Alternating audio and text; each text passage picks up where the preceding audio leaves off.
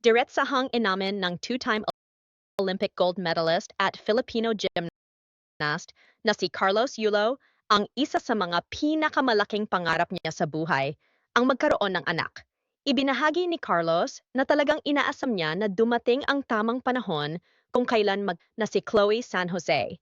Sa isang episode ng Tony Talks kasama si Tony Gonzaga, ibinahagi ni Carlos ang kanyang personal na plano sa hinaharap. Naitanong ni Tony kung ano ang naibibigay ng relasyon nila ni Chloe sa kanya, lalo na pagdating sa kanilang personal na buhay. Ayon kay Carlos, peace and yung motivation na gawin yung mga gusto kong gawin sa buhay ko. Idinagdag pa niya na isa sa kanyang mga pangarap ay ang makabuo ng sariling pamilya kasama si Chloe.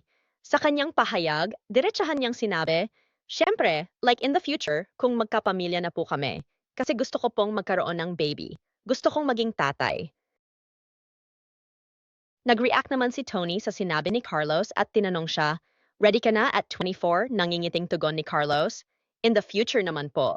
Tila sigurado na si Carlos na si Chloe ang the one para sa kanya at ipinagdarasal niya na ang kanilang pagmamahalan ay magtuloy-tuloy na hanggang sa kanilang forever. Hindi niya itinatago ang kanyang mga damdamin para kay Chloe at binibigyan siya nito ng inspirasyon na ipagpatuloy ang mga layunin niya sa buhay. Sa parehong panayam, binalikan ni Chloe kung paano nagsimula ang kanilang love story. Inamin ni Chloe na siya ang gumawa ng unang hakbang para magkakilala sila ni Carlos.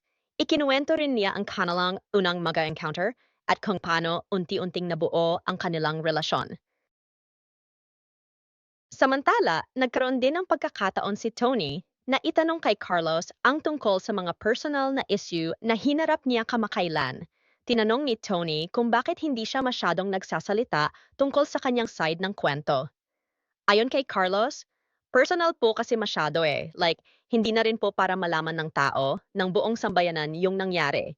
Basta ako, alam ko po sa sarili ko, sa puso ko na napatawad ko sila and inamin ko sa sarili ko na nagkamali ako.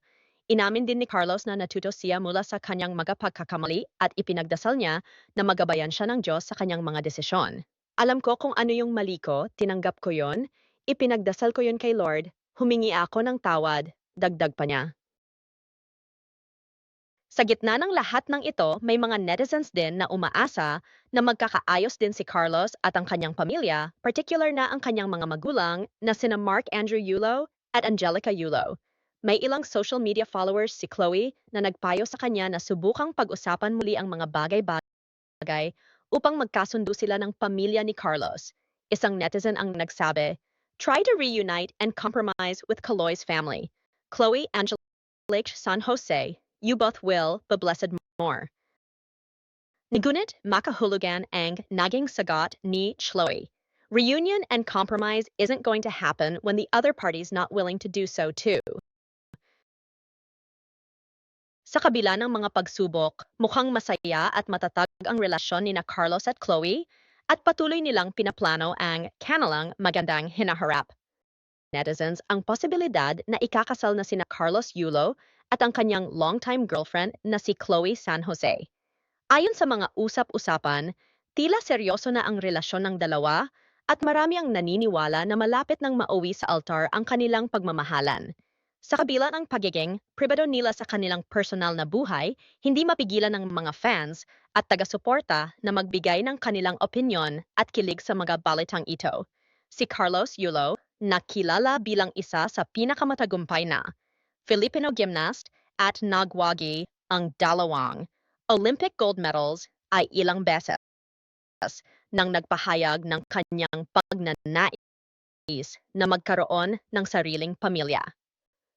Sa isang episode ng Tony Talks, diretsa sa mga pangarap niya sa buhay ay ang maging ama. Hindi lamang ito simpleng pahayag, kundi isang indikasyon na talagang seryoso na siya sa pagpaplano ng kanyang kinabukasan sama si Chloe. Sa nasabing panayam, sinabi rin ni Carlos na si Chloe San Jose ang nagbibigay sa kanya ng kapayapaan at motibasyon sa buhay, lalo na sa kanyang karera bilang isang atleta. Ayon sa kanya, si Chloe ang nagiging dahilan kung bakit masigasig siyang tinutupad ang kanyang mga pangarap at pinapalakas ang kanyang loob sa kabila ng mga hamon sa kanyang karera at personal na buhay. "Hindi ko lang gusto ng kapayapaan, kundi gusto kong bumuo ng pamilya kasama si Chloe. Saad ni Carlos na nagpapahiwatig ang kanyang seryosong intensyon na makita si Chloe bilang kanyang forever. Dagdag pa niya, ang pagkakaroon ng isang anak ay isa sa kanyang pinakamalaking pangarap at makikitang excited siyang maging isang ama sa hinaharap. Sa kabila ng mga chismis, wala pang opisyal na kumpirmasyon mula kina Carlos at Chloe tungkol sa usapin ng kasal. Gayunpaman, malakas ang kutob ng kanilang mga tagahanga na malapit na itong mangyari. Makikita rin sa kanilang mga social media posts at public appearances na malalim at matatag na ang kanilang relasyon. Marami rin ang nakakapansin na mas naging bukas si Carlos sa pagpapakita ng kanyang pagmamahal kay Chloe, bagaman kilala siya bilang isang taong tahimik at pribado sa kanyang personal na buhay. Ngunit kasabay ng kasiyahang ito, hindi rin maiiwasan na pag-usapan ang mga issue sa pagitan ni Carlos at ng kanyang pamilya. Ayon sa ilang mga ulat, mayroon umanong tension sa pagitan, ang gymnast at ang kanyang mga magulang, particular na kay Mark Andrew at Angelica Yulo. Maraming netizens ang umaasa na maaayos din ang mga personal na issue ng pamilya ni Carlos, lalo na't napakahalaga ang pamilya sa bawat pagsisimula ng bagong kabanata tulad ng kasal. May mga netizens na nagbibigay ng komento at payo kay Chloe na nagsasabing dapat magkaroon ng reconciliation sa pagitan ni Carlos at ng kanyang pamilya. Isang follower ni Chloe ang nagkomento, "Try to reunite and compromise with Chloe's family. Chloe Angeles San Jose, you both will be blessed more." Subalit sagot ni Chloe, "Reunion and compromise isn't going to happen when the other party's not willing to do so too." Ang pahayag na ito ay tila nagsasabi na may mga hindi pagkakaunawan na mahirap pang-ayusin sa ngayon, ngunit marami pa rin ang umaasa na magkaayos ang lahat sa tamang panahon.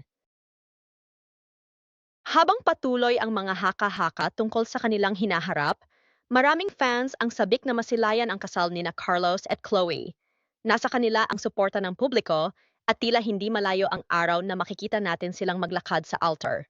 Kung tutuusin, parehong matagumpay sa kanilang mga profession sina Carlos at Chloe at tila handa na sila para sa susunod na hakbang, ang pagsisimula ang sariling pamilya at ang pagbuo ng isang masayang kinabukasan ng magkasama.